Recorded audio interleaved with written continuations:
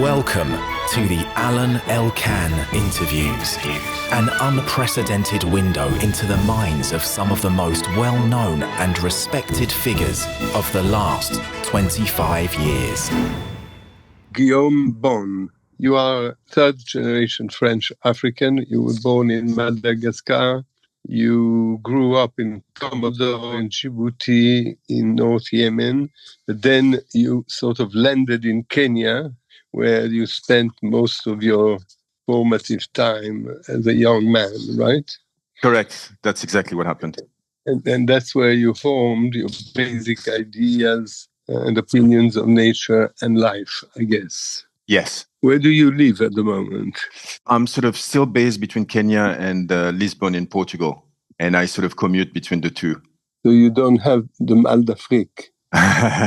Le mal d'Afrique, yeah. The French and the Italian are the only ones who have that expression. And I still do have le mal d'Afrique. You know, when I'm too long away from the continent, I start thinking about it. And then that's when I know I need to go back to it, you know, absolutely. I think I will always have le mal d'Afrique. It's kind of my own personal disease. But being a white person in Africa nowadays, or someone who's the grandson, son of foreign people, how do you live in Africa now? Because the idea we have, people who don't go to Africa have an idea of Africa as a country, obviously, of wild animals and beautiful landscape that you don't see in Europe or in America. And in the same time, we constantly are aware of wars, devastations, coup d'etat, and all sorts of difficult and terrible things. And thirdly, most people say that Indians and especially Chinese have implanted many kind of colonies inside Africa. So besides your book, we'll talk later about it. Yeah. What is the situation in Africa nowadays? So everything you say is right. I was lucky to arrive in Nairobi, which around the age of 14, 15, which happens to be one of the most cosmopolitan cities in the world. And by that, I really mean it in a way that you have two United Nations headquarters in Nairobi, which brings people from, different parts of the world, different colors, different religions. And you also had multiple schools attending to all of those people and their kids. So that included the French school, the English school, the Swedish school, the Italian school, the German school, the British school, the international school, which is the American school. And all of us basically grew up together. I guess Nairobi was, for me, the perfect place to form my sort of international connections and vision of the world, because I was growing in this place that was represented by the world. And it is still the same today. So that was the beginning for me, which I think brings me in many ways to where I am today and why I do a book like the one I've just done. But to go back to the cliches that you refer to is, yes, it's true. I mean, the problem with Africa to this day is we still have preconceived ideas about what Africa is. And one of them is the great landscapes and the wildlife and the Maasai, jumping up and down. And sadly, that's the preconceived ideas that everybody has. But Kenya, if we are just talking about Kenya, is much more sophisticated than that. I mean, most people don't realize that mobile money was invented in Kenya. And mobile money now is being used all over the world. So the reason why they invented it is because there was a real need for this invention to basically sort of go above the mismanagement of the country for so many years. People decided that they needed to attend a problem that needed to be attended. And usually that's what happens is it's kind of the private sector that makes things go by rather than governments who are stuck in their own ways of not doing anything or attending their people, because we're talking about African governments who are struggling, but also who are not really looking at making the life of their people better. So basically, Africa is not the cliche that everybody should think about. It's much more than that, and it has been the case for a long time.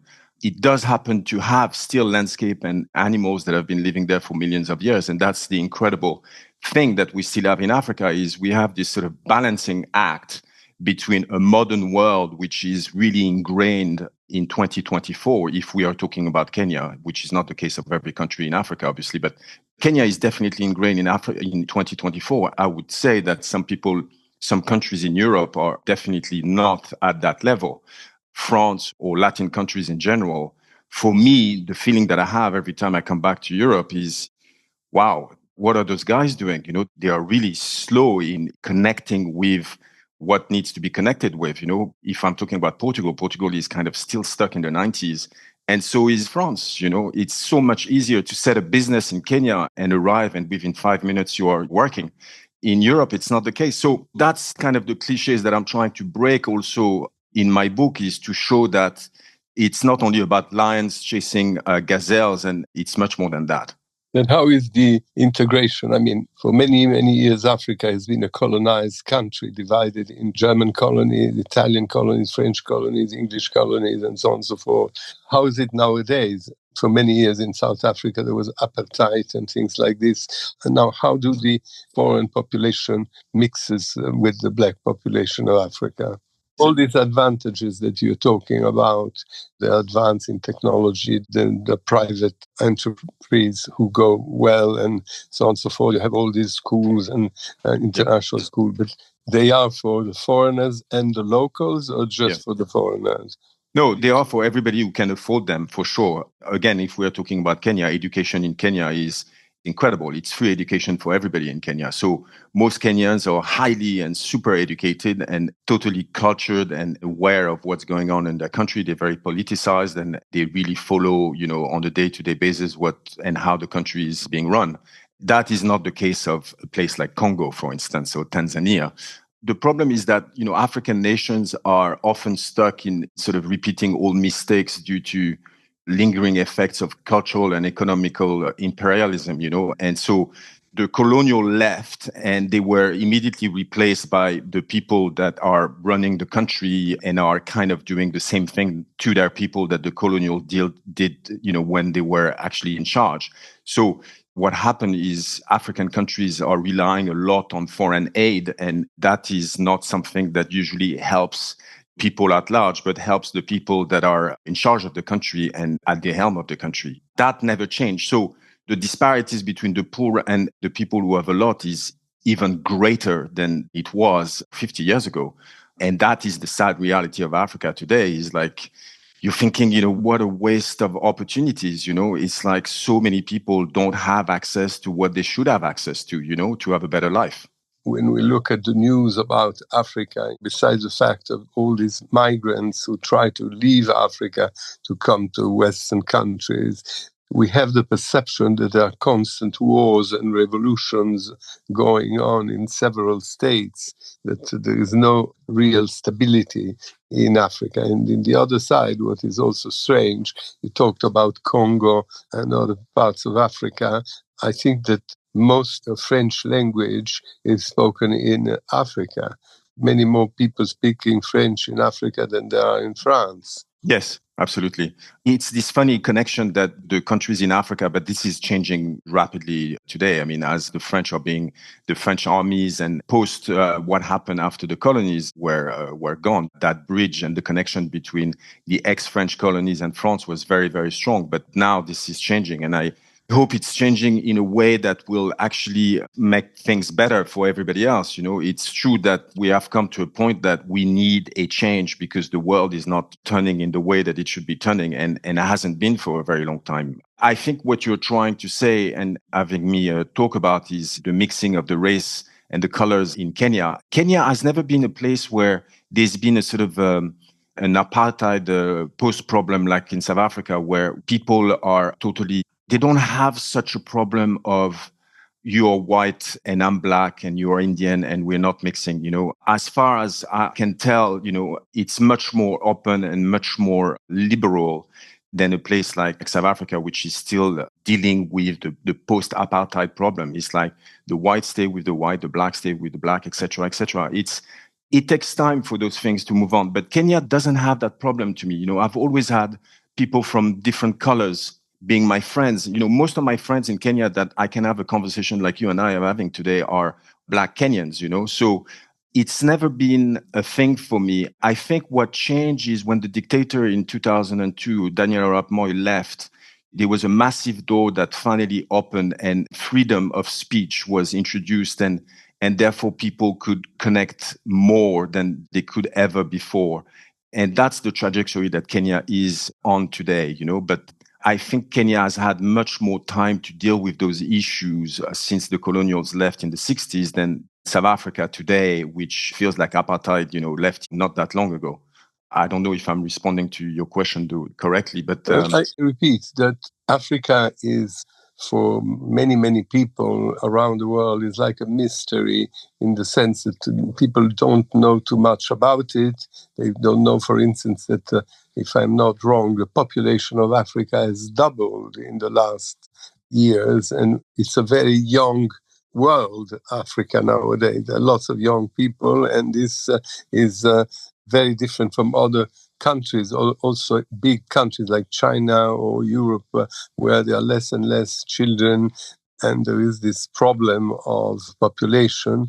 And in the same time, what we, at least in Europe, we don't have, it's rarely we have some bears or wolves in the mountains, but there are not so many places in Europe with wild, free animals like in Africa. And most of the African animals, from elephants to giraffes, from hippopotamus to rhinoceros to zebras and so on and so forth, they don't exist in Europe unless in zoos. So yes. We go and look at them as very unusual, special things that we can see in the circus or we can see in the zoo. Instead, you have in Africa these big cities. You spoke about Nairobi, there are others, and around it there are all these vast landscapes with so many animals. And in your book, Paradise Inc., photographs of a different kind. There is a photography of Africa with its animals of terribly poor places or bad buildings all around. And this is what is your concern, if I understand well. The wild Africa and all this incredible world of animals are unprotected or not so protected, and they might disappear. Yes, exactly. When I arrived in Kenya as a teenager, the population in Kenya was around 16 million people. Today, 30 plus years after, it's 60 plus million people. So obviously that requires more space to accommodate the people. And what has happened is that that space has been basically taken over by progress and by people. So there is less and less space. And I've seen that in my own lifetime. There's less and less landscape and wilderness available for the animals. That's what the book tackles, basically. It's trying to explain the human-wildlife conflict that is happening in Africa. And by that, metaphorically, wildlife representing the old habitats and the old landscape and the fauna that is trying to survive with the advance, the very fast advance of progress that is represented by humans. Obviously, the Chinese have accelerated that progress since they've arrived, because they've been able, in the space of a very short time, been able to expand the urbanism of the country in a way that is totally unprecedented, never seen before. So that's basically what's happening, is that you were talking about zoos in Europe, but this is what I feel today, because I've seen those areas that I know very well disappear slowly and gradually and then very fast. And now it has come, all those areas that were basically surrounding all those national parks or game reserves used to be wild themselves, because the national parks were never big enough for the animals to be able to feed themselves in the parks. So they had to have access and come out of the parks, which, by the way, to this day in Kenya, most of the parks are still not fenced, which is not the case of a country like South Africa, where South Africa, all the parks are basically fenced. The difference there is you still have the feeling that when you arrive in Africa, you're arriving in the old Africa where animals are basically roaming left and right and center. But this is just a feeling, because the reality is very, very different.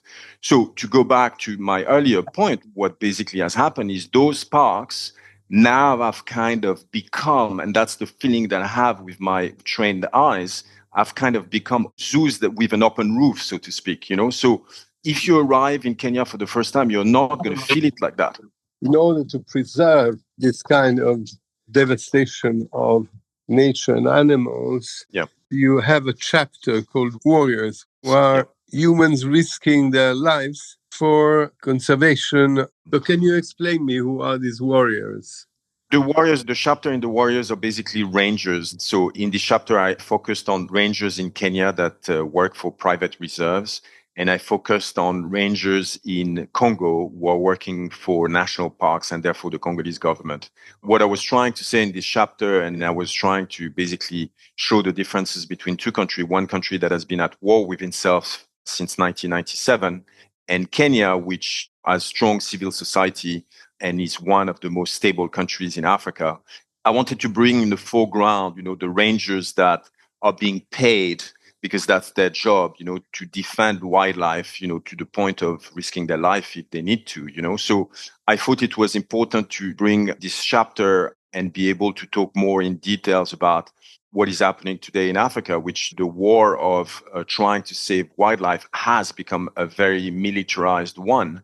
And in the midst of doing my book, which tends to be, looking at things in a very real way, therefore a bit sad, I saw this story in Kenya where in private reserves, because it was run properly, it was funded properly, the people, the rangers were working for those private reserves were really being taken care of, their family as well, their kids were well educated, they were proud of what they were doing. Actually, what was happening in those private reserves was a positive story, which is the numbers of wildlife is up, it's going high. And so I wanted to highlight the fact that there are good things happening also in Africa. And so that's why I did this. But then at the same time, what we're facing now, because they are in certain areas of Africa, the numbers of wildlife is going up. We are facing a problem of habitat. There's not enough habitat. So at some point, you have to find solutions to be able to deal with this overpopulation of rhinos in certain areas, because rhinos need, 30, 32 acres range as their private kingdom, and if you put too many rhinos on one place that's semi-fenced or totally fenced, basically what happens is the rhino starts fighting each other and killing each other.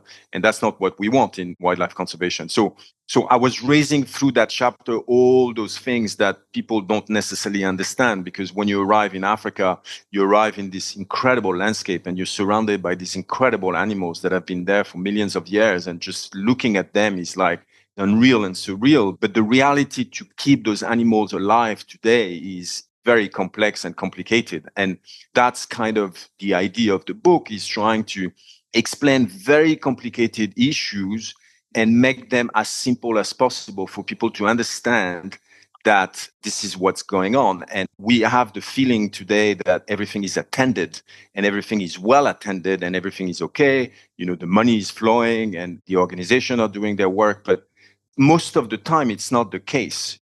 I have highlighted in my books things that are working, but most of it doesn't work. So that's kind of what Warriors is about also in the book. When you started this adventure of yours, you were a journalist, you were a reporter, you did documentaries, photographs. In the past, you worked with Peter Beard, the famous photographer. So you went through Africa and so on and so forth. Once upon a time, African citizens and animals were living together in a different way. Before Americans or Europeans or Russians or whatever came and wanted to hunt or to kill animals and take them to their zoos or selling the ivory of the elephants, how was the interaction between local populations, people who lived in villages, and the animals surrounding? If you observe, for instance, the life of animals in Africa, you see that the animals themselves, they have their own rules. The lions don't go to take water at the same time of the hippopotamus. I mean, there is a kind of natural rule between different species. Yes. The animals seem to live quite well together. And how was the relationship between the population, the humans, and the animals? Before the white man arrived in Africa and decided that Africa was going to be his playground, basically the people and animals were living in a coexistence, in a sort of perfect balancing coexistence. So the white man arrived and basically started shooting at everything he could, from rhinos to elephants to everything. And we are not talking that long ago now. And then one day they realized that they had kind of shot too much. And they realized that if they were not going to do something about this, there was not going to be much left. So that's when they started the national park scenario, right? So they started the national parks. And then as soon as they did that, they told the people who were living there for way before them, if you come into the national park, you will be a poacher now and you will be arrested or shot on sight. Now, the people who had been there before the white man arrived were hunter-gatherers. They were living, as I was saying just before, in coexistence with nature, which kept the ecosystems in the perfect place and kept also the numbers of animals for the size of the land in a perfect also balance, which means that everything was regenerating in a way that was totally natural. This is the system of that we have today of national parks is basically started then. And nothing has really changed since. What I've seen in the last 30 years is that basically the habitat has disappeared. The number of animals has either decreased or increased in scenarios like national parks, which have been fenced. And then what is the problem? The problem is that the elephants, if we are talking about the elephants and the people today, they are facing exactly the same problem, which is they are fighting for the same resources. I'll give you a straightforward idea is that if we are in a country where a national park is totally fenced, what happens if you look at it from above, the national park will be, full of vegetation, full of trees, it will be lush. And then if you look outside of the fence, it's already a desert.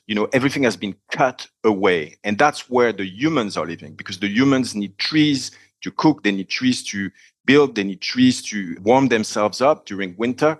And so the people outside of the fence now want to go inside the national parks because they want those trees. If you leave the elephants inside the parks, not attended and you don't regulate the number, the park also will become a desert. So the elephants do exactly the same thing as humans are doing to their planet. They are basically eating it away. So that is where we are today. That makes me think that there are already way too many people on the planet and there are way too many elephants for the national parks that are already fenced. So where do we find now in 2025 the way of coexisting and making sure that everybody profits from progress, and I put progress in comma, and are able to live side by side in a way that they're going to be able to survive? You say that you made this book in order to show that things are not very good as they can look like.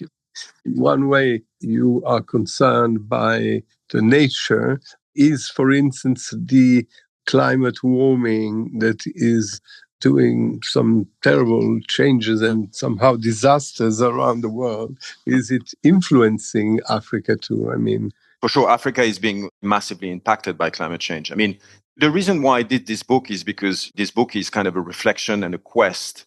And I'm trying to open a conversation of the future of conservation in Africa while at the same time deconstructing all the stereotypes related to wildlife conservation. And we all have this idea that, by throwing more money into a system, we will be able to repair our connection and our relationship with nature. Sadly, it doesn't work like that. But that is the system that we have in place today. So you have hundreds and hundreds of millions of dollars that have been flying to wildlife conservation for decades now. And I'm sorry to say, in my own lifetime, 30 years of doing what I've been doing, the results are very difficult to find. The results are very disappointing. So let's look at the system and let's fix the system, because if we carry on with this system, I can assure you that very soon there won't be anything left for the animals. Everything will be taken over. What do we do? That's the question. But before we think of what we are doing, people need to be introduced to the idea that not everything is being attended the way it should be attended. And the reason for that is multiple. The reasons are basically African governments are stuck in this sort of imperialism idea that the West knows better about wildlife. Therefore, they have kind of given up their responsibilities to international NGOs who come to Africa and tell them, say, look, we have a lot of money and we have the expertise, we'll handle this for you. And this is what's happening today, really. Why, if you said that Kenya, for instance, is so advanced and maybe even more advanced than some European countries, yes, why don't they take care of all these problems by themselves? Yes. Why do they need the help of the world? Yeah, it's something that I struggle with. Why are you not talking to the people who actually know better than the people who come from outside of Africa, who pretend to be experts and who have the funds and make you believe that they will change the situation and make it better? I cannot understand why we don't start talking to the people who know what they're talking about. And I'll give you a concrete example about that. It's in Tanzania today, the government that is in place is forcing the Maasai people who have been living in the ecosystem of the Serengeti National Park and outside, forcing them out of the area which they have been living for many, many, many, many years, long time. And by saying to them, you have to move because we are trying to preserve for conservation purposes the Serengeti. And if we let you there, you will destroy it. It's like, excuse me, just that makes me think that you don't know what you're talking about. Because if the ecosystem of the Serengeti today exists, it's partly due to the fact that the Maasai have been living there and have been living in coexistence with wildlife and fauna because they need it also in their traditional life. So we are removing forcefully people who actually we owe them the fact that those areas are still the way they are.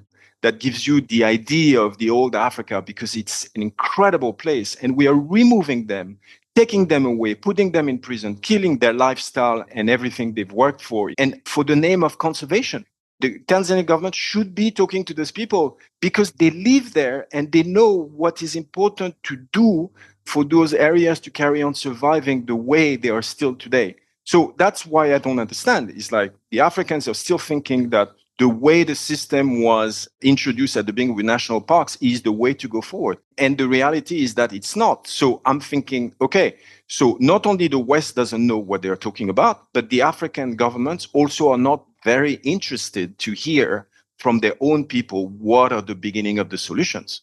These wild animals that exist in Africa, for example, lions, who are very dangerous, and all kind of animals of that kind. Human people live tranquil next to them. Aren't they frightened, or didn't they kill them because they were afraid? We don't imagine a life in Europe with lions or dangerous animals going around. You walk in a garden, you walk in the country, and suddenly you have a lion in front of you. Yeah. For the hunters, this is what they're looking for, right? Mm-hmm. Or they prepare them, hunters, they prepare you to have this pleasure to kill a lion in your life and take it back as a trophy. But in normal life, I mean, how does it go? Yeah. So you're talking about hunting. Hunting is an issue that a lot of people talk about, and a lot of people in the West, because we were talking about preconceived ideas at the beginning of our conversation. The hunting and the bad poachers, and they are bad indeed, but the hunting and the poaching is a very easy way for the West to raise more money by saying that these two are what is killing wildlife in Africa. It's partly true, but it's not totally true. But it's easy to raise money on this principle rather than to explain the complex issues that you and I have been talking about. You know, the problem today is the lack of space and the overpopulation. So when you're talking about lions or elephants who are invading small farmers and are basically destroying their crop, or sometimes killing some of their family members, what basically happens is that they retaliate. There's a revenge, that happens. So the people are basically tired of the animals coming on their land to destroy their crop. The problem is their land now, but not that long ago, that land was part of wilderness and part of corridors, natural corridors that elephants used to use to go from point A to point B, following rain patterns, because that's where they're going to be able to eat. That's where it's going to grow because the water is there. What happened 10 years ago, you would find basically in a specific area in Kenya, you would find 100 carcasses of elephants. And those elephants, when you would come to the carcass, the ivory was gone. That was 10 years ago. Today, in the same area, you will still find 100 carcasses, but the ivory is still there. So what does that tell us? It tells us that basically the poaching is under control, okay? But the space has reduced to a point for the animals that they have no other means of getting food because the national parks don't have enough food for them than to go outside and basically go and get those little salads or carrots from those little farmings. So that is the problem today. We are still finding 100 carcasses of elephants, but not because of poaching, but because of human pressure on habitat that is still habitat for wildlife, but that habitat is reducing so quickly that the elephants sometimes have no other ways than actually going for those little farms. That's where we are today. We are talking about Africa, but Africa is a very large continent, Yes. right? From south to north or north to south, east and west. Yes. There are many countries in Africa. They change, many times they change names, they became another country, but ultimately there are several countries, right? Yeah. Some were more French speaking, others were more English speaking. In South Africa, they have the Afrikaans language with Dutch kind of language. We have a general idea of Africa, but there are many countries in Africa. Mm-hmm. What is the difference between these different countries? Do they have all the same problems? There are exceptions, or there are some countries who are better run than others in this issue that you're talking about, in the preservation of their own natural resources? Yeah.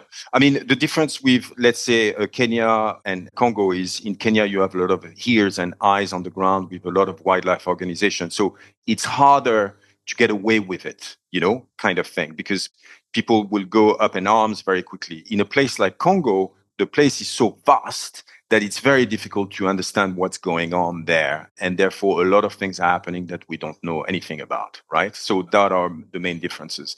But to answer the differences between countries, I did a trip for another book that I did many years ago called Mosquito Coast Travels from Maputo to Mogadishu. I traveled, following the eastern coastline of Africa from south to north. And when I was in Mozambique, 10 years ago, you felt that the war that had stopped in 1992 had stopped the day before. And then you would cross a border and you would go into Tanzania. And Tanzania has been a country heavily controlled by a socialist system. And you would feel that Tanzania was kind of stuck in the 80s. And then you would arrive in Kenya and you would be in 2024 if you're in 2024. And then you would arrive in Somalia, and the war that started in Somalia in 1991, which is still ongoing today.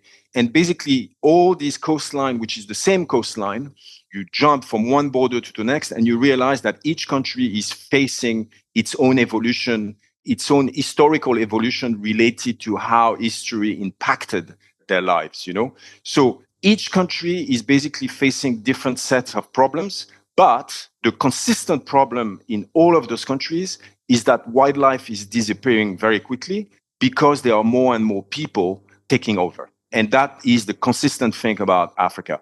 And if you go in the West, there are less wildlife animals in the West than in the East. And if you go in South Africa, which is, a country that's bigger than Kenya, there are actually less elephants in South Africa than there are in Kenya. But in South Africa, everything has been fenced. So they need to regulate the number of their animals. Otherwise, as I was explaining earlier, their national parks becomes a desert. So in South Africa, you have 17,000 elephants. In Kenya, you have, give or take at the moment, 37,000 elephants, right? So you have more elephants to deal with in Kenya in a smaller habitat, and you have less elephants in South Africa dealing with a bigger habitat. The difference being that in Kenya, it's not fenced. Most national parks are still not fenced. So animals are free to roam. And therefore, that's why you have a lot of those retaliation problems that we were talking about, is because people are trying to survive on their small plots with salad and carrots, and the animals are coming to get those because they don't have enough to eat, right? And in South Africa, they decided, okay, do you know what? We've lost that battle. We're going to fence everything, and we're going to keep the number of animals inside our fence regulated.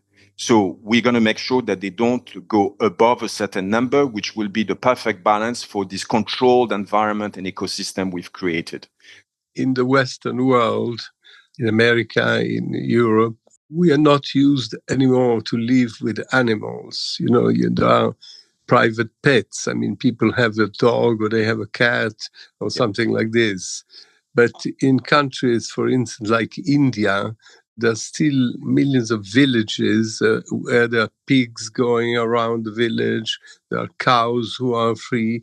People are still completely used to live with animals, something which we don't imagine. Pigs are kept in some villages to clean the village. No, we have this idea that pigs are dirty, and instead in India they are used for cleaning, or cows are gods, so they can stop the circulation of the city because there is a cow in the middle of the street and nobody can move it, right? Yeah. So the relationship and the life with animals still exists. We had that in Europe before we had automobiles. There were horses everywhere, and you could see animals also in the cities. The problem that happened in Africa is that when the national park system was put in place, Africans were basically told, the hunter-gatherers were basically told, you're not allowed here anymore. And this is where the disconnect between wildlife and people started in Africa, which is still relevant today.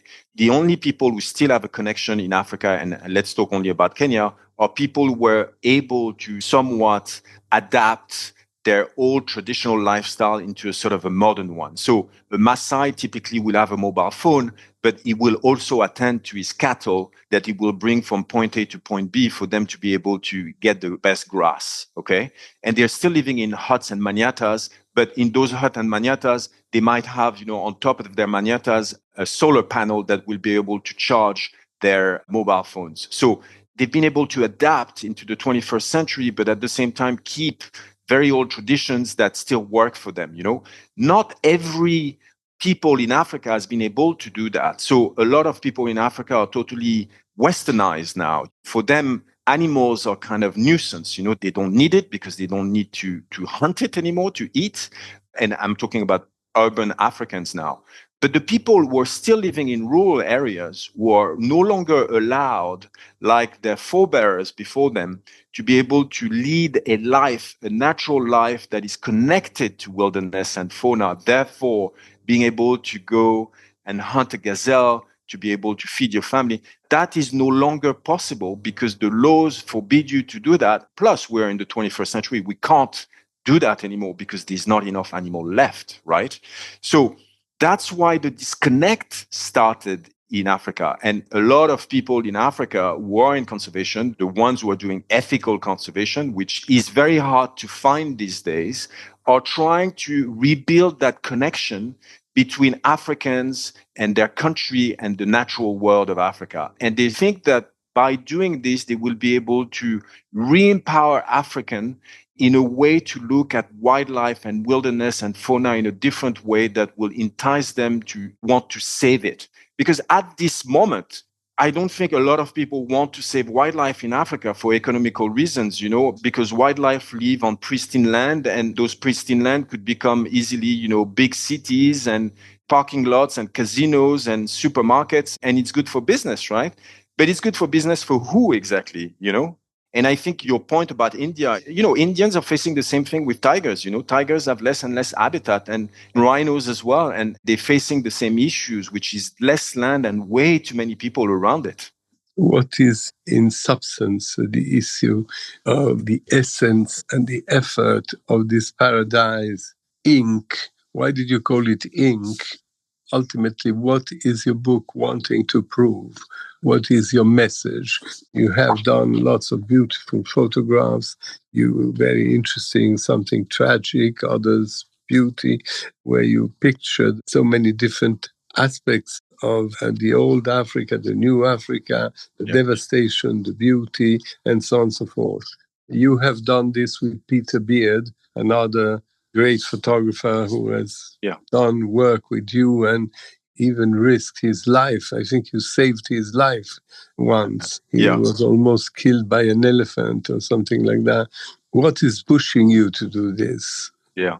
Peter did an amazing book that talked exactly about the same things that my book is talking about, except his book came out in the 60s. But you had also Romain Gary, who did this incredible novel, the first natural novel on elephants in Chad, called The Roots of Heaven, which is an incredible book. And then before you had Rachel Carson in America, who was also raising the same issues. I am still hopeful. And that's why I feel that I have to do a book like this, because I think it's very needed at this point in time for people to really understand those issues, because everybody loves wildlife, everybody loves landscapes, but they don't understand what Paradise Inc. is. And why did I call it Inc. is because I wanted to focus. I didn't want to show the beautiful lion again chasing a gazelle. I wanted to show the fragility of the beauty. And I wanted to show that the fragility of the beauty is also a business that a lot of people are profiting from, by making you believe that Africa is being well attended and your money is going to the right places and it's saving everything that you feel it's saving. It is not. And so my hope, I suppose, is how can we break free from this cycle that keeps corrupt system in place? I think it's crucial to change perception. And I think the only way is to raise awareness and help people to see that the current approach is not working. So for people to understand that, is that how can we ensure that there is enough space for the natural world to thrive in collaboration with human beings? That means focusing on sustainable. I would hope that African government now would start, focusing on sustainable urban planning, creating wildlife corridors, and investing also in education. And so a shift needs to happen for conservation effort in Africa to have a chance of protecting its wildlife. And that's what I'm doing with this book. I'm trying to basically start a conversation that nobody has talked about for a very long time. What is the future of Africa? There's a picture in my book. In the foreground, you have zebras, and then in the background, you have this elevated train bridge that was built by the Chinese, and that comes from the port of Mombasa and crosses into Nairobi National Park. It was a big battle for this train not to go through the national park. Maybe that is the beginning of an idea of how the modern world will look like, a modern world where a train goes above zebras, I hope not. And I hope that this book will basically make people think twice in the way that they do things, or in the way that they write a check, or in the way that they want to ask questions about things, because zebras don't need the train going above their head. We can still do something today, but for that to happen, a shift needs to start. And people need to understand that it's not about giving more money. The money is there. People have, the capacity, they have the empathy, they want to help, they want to save, but they have to understand that by giving more money in the system that it is today, it's not working. So we need to basically put the right pressure for political engagement to start, for African governments and international governments to realize that this is a political problem, not a money problem. There's still a very large wildlife of animals that we don't have in other continents. Yes. For instance, in the United States, in Alaska, they have the bears. There are other countries in the world where there are animals, not as much as Africa, right? And this interaction between nature, population, and animals now is changed, because obviously the population has allowed the foreigners to come, or they couldn't stop them, and they made money, obviously, by allowing them to kill animals or to trade on these animals. And obviously, the upcoming of modern cities, of modern life, has changed. So, I don't know, your book is a tentative to put on stage what happens, the different contradictions of this continent.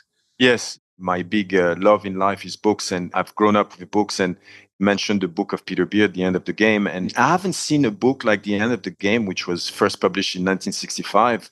And then after in the 70s and the 80s, he kept basically upgaming his book by telling stories and connecting it to the decade that just passed. I felt that there was a need for a book like this in the 21st century, because it feels like we are surrounded by a way of looking at the world which is full of filters and prism, and we can't say the things the way they are. I'm thinking right now of the Leonardo DiCaprio film, and I'm not sure if you saw it. You have this meteorite coming from outer space, and it's approaching planet Earth. And he's a scientific guy, and he keeps saying to the world, and he's trying to get the attention to the world. He said, look, this meteorite is coming to us, and when it touches us, the impact will be so great that it will be the end of the world. And everybody basically is pretending not to listen to him, or not to look at the data, or pretend that it's not happening because the reality is so real that they rather not look at it, And it feels like that to me a bit. It's like everything is in front of us, but when you don't have the trained eye, and that's why I did this book at the first chapter of the book, which I called No Man's Land, I'm trying to gently introduce people in the way Africa looks today, which is a balancing act between extreme beauty, which is very rare to see like you see in Africa, and the fragility of how this beauty could disappear very quickly and very instantly.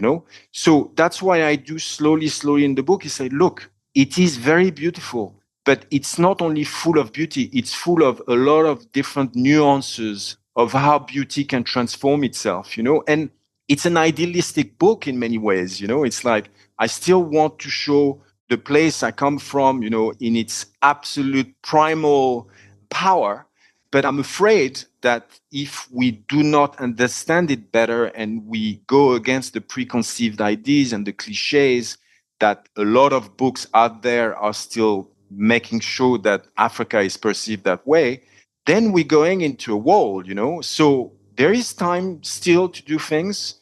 And that's in many ways what my book is trying to do, but not in a way that turns people around and away from the book, but makes them want to look at the book and read the book and look at this picture and realize that this picture is not necessarily only what it is. They can look at the caption and say, that's what it is. I didn't know that.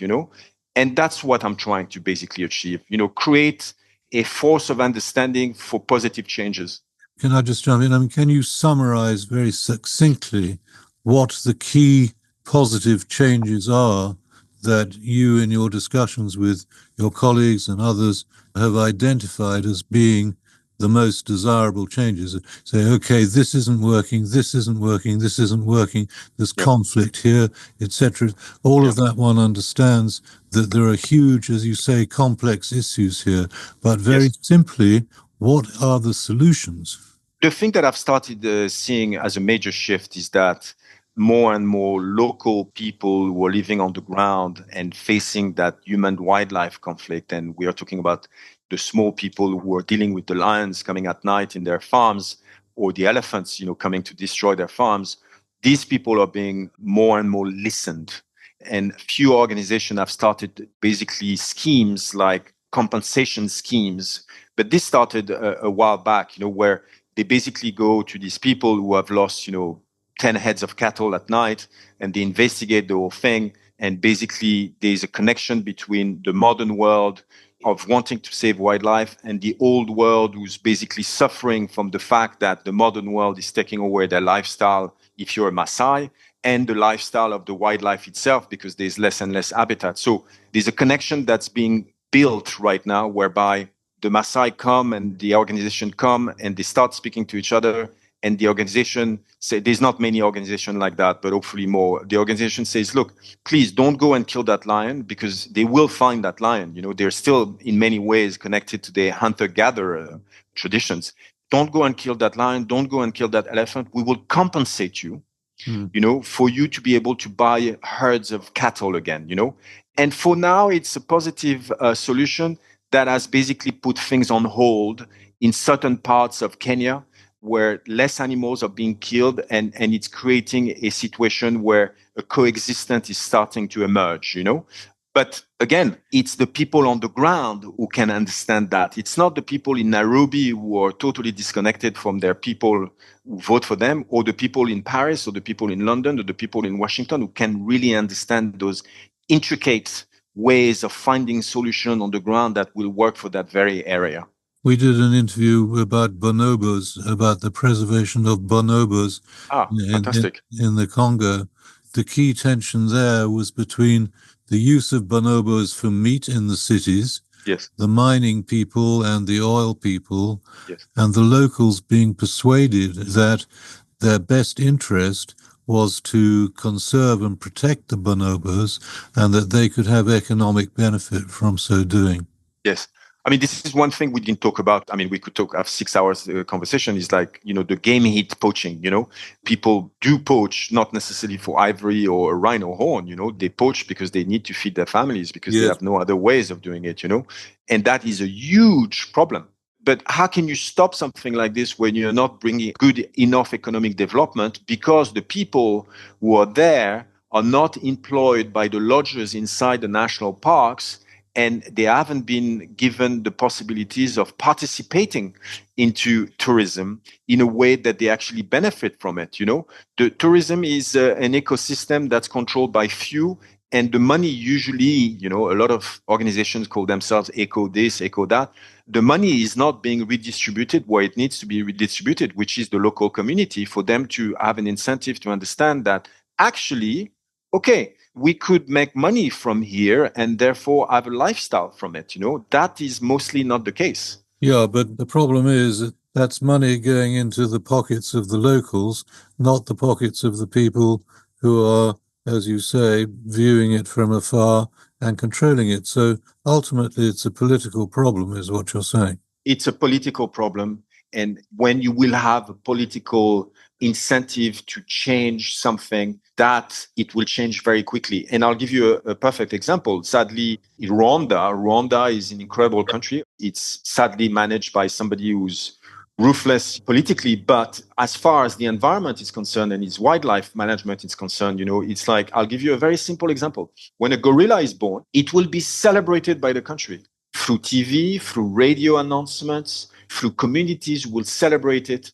And that has created a sort of a system of being proud of our gorillas, because our gorillas are bringing us the world to our country, Right. and we are benefiting from it. Just little thing like that. The impact is immense. And the gorillas in Rwanda are very happy gorillas, let me tell you. The problem in Rwanda is like it's a very, very, very small country. So the habitat is already gone long time ago. So now they have to protect that little area which is bordering Congo and Uganda, and the gorillas are moving between the three countries. But obviously, gorillas are smart. They stay on the Rwanda side because it's safe. Well, that is something that's working. Why can it work in Rwanda and not work in other places? Ultimately, what you're trying to say is whatever wars, differences there are between countries in Africa and different ways because of different governments and the influence of outside countries like China, India, United States, Europe, and so on and so forth.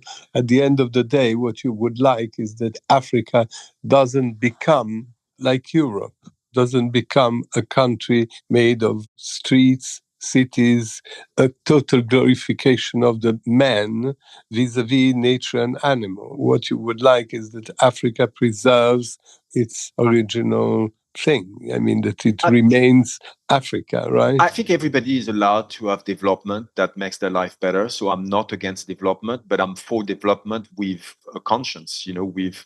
Yeah, but this book, it's like philosophical reflection, right? Is the human man an absolute master of everything, so capable to control, destroy, imprison, whatever?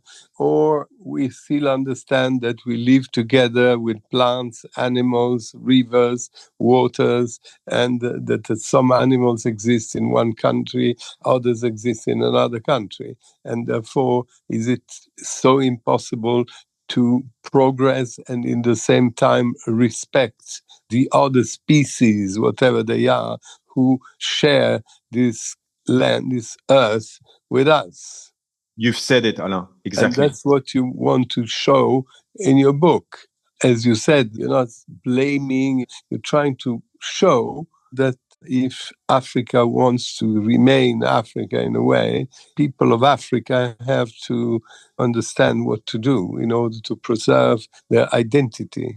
Otherwise, Africa will become like America, like Germany, or whatever. There will be supermarkets, streets, garage, as you say, casinos, beach resorts and all that. And there will be very few animals, exactly like in a zoo, right? You've said it, Alain. If you've seen this in my book, then I think my book succeeds in what I'm trying to share. Thank you.